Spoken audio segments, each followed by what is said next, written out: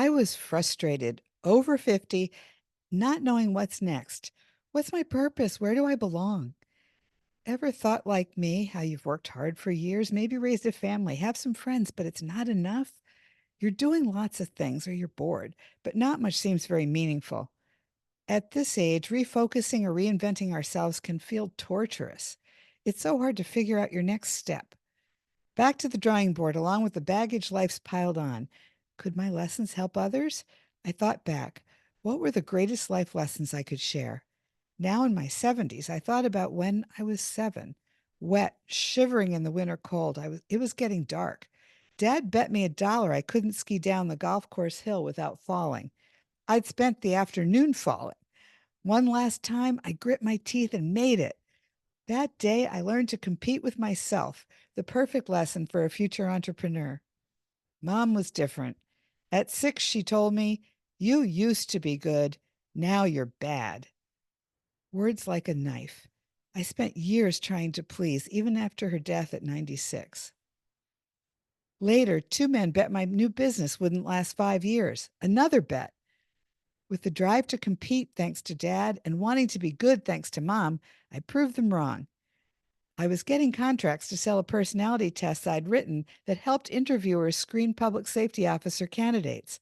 I'd made a good test and my company survived, but it stayed small because I thought small. Then disaster hit. Near death on a ventilator, 4 kinds of pneumonia, back tumor, fractured spine, expected to be paralyzed if I did make it. It was calm there, easy, perfect. I wanted to stay in that place of true peace forever. But I fought back for my children who needed me, called it dying backwards through excruciating physical pain, my mind flooded with bloody nightmare images. I woke in the Pope's room on the 16th floor at St. Vincent's Hospital in New York City, reserved for the Pope if he visited and became ill. Large picture window showing a full view of Halley's Comet. The staff visited every night to see that comet while I lay barely able to move, just out of the ICU for 3 weeks and racked with pain. Given an experimental treatment that worked, I fought through brain fog and trauma for months to regain my health. But while still in recovery, my stalled business was in a downward spiral, and worse, unexpected discoveries led to my divorcing my husband and mate of 33 years. Now my choice was either sink or swim. There were no books for people in the process of recovering from trauma, but my colleagues and loyal customers in the public safety field gave me lots of support. To thank them, I wrote a short book, Coping with Crisis, merging their advice and my lessons learned into an A to Z system. It worked. With renewed strength, I rebuilt the business using my process as a guide, adding more products and clients with an automated delivery system. 10 years later, as a leader in the testing industry, I was able to sell my company's profitable assets to a UK competitor for millions. People around me asked, "How did you do that? How did you start a business in a man's world that was so successful?" How? I thought about the simple answer: 3 things. First, I studied for success. Next, I gave first, then asked for what I needed. And third, I was persistent, relentless, never gave up. Let's go deeper. First, study. There were no mentors or business coaches when I started my company, so I read Inc. magazine cover to cover for over a year, even the footnotes. Now, if you're transitioning into a new venture, it's important to carefully research available consultants and coaches. Find out who's already built their path to success and is willing to teach you. Then listen to them. Next, ask for what you need, but give something first. When you give first, people will respond more readily to your requests. Recently, I wrote ideas for wellness program guidelines for a committee in the public safety field. When I later asked some of the members for their review of my Coping with Crisis guide, they were happy to help. As a direct example of give first, then ask, I'm going to give you something right now. I'm offering you and first responders you know the rest of my workshops list for Coping with Crisis at nationalwellnessprograms.com. And now for the example of my asking, and I'm really asking you to consider doing this. If you like what I've been talking about, please post your greatest life lesson in 50 words at liveyourbestlifeyet.com. and join my free monthly group helping people find their next life chapters, building home businesses or legacy passion projects. If this idea works, great. If not, here's part three. I'll be persistent, relentless, and never give up. And you shouldn't either, unless you don't want to be persistent, relentless, and never give up because you don't have the real interest or passion for what you're doing. For example, if you're thinking about growing a business, here's what they don't tell you. The one thing you can't buy: a constant effort's needed, a constant desire to help your clients and serve them even better the next time you meet. If that's not what you're ready to do, don't pick entrepreneurship for your next chapter. Instead, think what will make you happy. But make sure you have the passion to keep going no matter what happens, because that's what gets us through the tough parts, right? Being persistent, relentless, and never giving up. Here's what happened. After selling my company's assets with my children, now adults, growing families and careers of their own, I was having trouble figuring out what to do next. Like many of you, as I got older, I wondered, what should I do for the rest of my life? Where do I really belong? You know, we're sent our AARP cards at 50, suggesting it's time to retire. But what if we want to refocus or reinvent ourselves instead of retiring to a rocker or to whatever others think we should be doing? So I got back on the horse, tried something different, and experienced a new failure. Yes, but though I screwed up, my new business was launched. It happened from being relentless and never giving up. First, I studied internet marketing and took a bunch of courses to learn how to build an online business. My company's marketing had always been based on in person talks, exhibits at conferences, and follow up phone calls. Now I learned about funnels, email campaigns, webinars, CRMs, CTAs, and you name it, mixed up letters. Even though I'd already presented dozens of papers and results from research projects at conferences, I thought I should learn how to use my voice to tell strangers about my new idea: helping people over 50 build online businesses from home. I signed up for Pete Vargas and Pat Quinn's 10X Stages workshop and loved the idea of speaking one to many through virtual Zoom meetings. I wrote a couple of short talks and decided to test them out by auditioning for the 2023 Great American Speak Off, a competition also connected to this company. After not making it the first time, I wondered whether I should try again on the last virtual auditions for the contest. I had a pre planned party in person with about 30 friends that conflicted with the audition's Saturday times. Even though I worried about missing the party, I'd been exposed to COVID that same week, giving me a second reason to attend the virtual auditions instead. I practiced, participated in an all day virtual VIP coaching session, and nailed my talk twice at the audition, making the second round. I was so proud of myself. Then, when I didn't make the next cut, but had my best performance ever on that round, I thought about this failure for a couple of days. I thought about how I was much older than the other contestants, already had built a successful business and sold its assets. It was only right that younger people who'd overcome much worse circumstances than mine have the chance to boost their careers with a win at the Speak Off.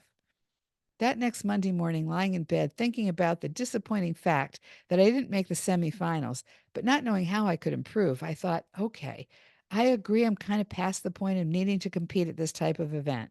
But what's there for older people who still have it in them to do something new and helpful in the world? Where's the place for us? A light bulb went off in my head. Why not start my own contest where people write their greatest life lessons in 50 words and submit them to a website? Then I could host Zoom calls where an older but enthusiastic and still motivated group could gather to meet goals together to build home based businesses or long lasting legacy projects. That way, older people wouldn't have to memorize speeches, but still could share their thoughtful, positive messages in a supportive community and work toward individual goals together. I wanted to share my ideas with the organizers of the Speak Off, since my idea came directly from observing their business strategy and my participation in their auditions. I didn't want to start a program with so many similarities that it might seem like a copy of theirs without first meeting and talking with the company owners in person. Maybe they'd eventually be interested in some sort of partnership with me. So, despite the fact that I have a serious autoimmune issue and hadn't flown on a plane for 3 years, I decided to take the chance and invest in myself again. Looking to improve, I hired two speaking coaches for a total of 5 sessions, changed my talk, memorized two different timed versions, and practiced for hours before flying to the in person workshop and the opportunity for two more audition sessions. I did well at the workshop audition, though the crowd favorite of the 5 eventual finalists out of close to 6,000 auditions was in our group of 30, and he nailed it too. Then I had my best chance to shine, an audition with the 2 main event leaders. Since I was taking a chance with my health, money, and pride anyway, I decided to go all in and invested in a VIP ticket that included this audition. It was evening after a full day of these leaders being on stage, with no dinner for any of us and only 2 hours before my bedtime, the time when I usually wind down, not up. After 5 of us auditioned with our short talks in a barely lit meeting room, the leader said none of us were good enough to make the next level. We had one more shot at a longer talk. Then I made the very dumb decision to change my rehearsed performance and improvise instead. My tired reasoning was that if he didn't like the first short edition, why would he like a longer edition of the same talk? Wrong move. My longer talk was better and added important points left out in the short talk. In any case, I omitted sections of the required format and totally blew my next and last opportunity. All that practicing and investment down the drain, not to mention my embarrassment at making a poor showing that went over the time limit. I fumed at myself all night. But following my mantra to never give up, I got up the next morning and good things happened. I chatted with over 90 people in 4 days, collecting emails and telling them about my idea, to universal approval and even a couple of guest podcast invitations right there. Then I gave a requested testimonial with full lights and camera going, where I spoke clearly and showed how and why I got so much out of the program there. A chance meeting alone in the elevator with one of the 2 leaders who'd seen my poor performance 2 nights before let me give my elevator pitch about what I was really there to accomplish. That was amazing. I talked with the other main leader later, and he too seemed supportive of my new goal to collect 10,000 submissions of greatest life lessons in writing by the end of the year. Then I would prove the business concept to myself and them by developing a goal directed, paid, building my next chapter accountability program for people over 50. I was on my way, went home, suffered through my second bout of COVID that I not unexpectedly caught on this trip, and launched my new business and passion project at liveyourbestlifeyet.com. The most fun I've had in business in years now comes from encouraging people to share their positive messages, posting them on my site. See them at liveyourbestlifeyet.com. And finding myself invited to virtual podcasts and interviews without having to do much except explain the program in about 20 seconds.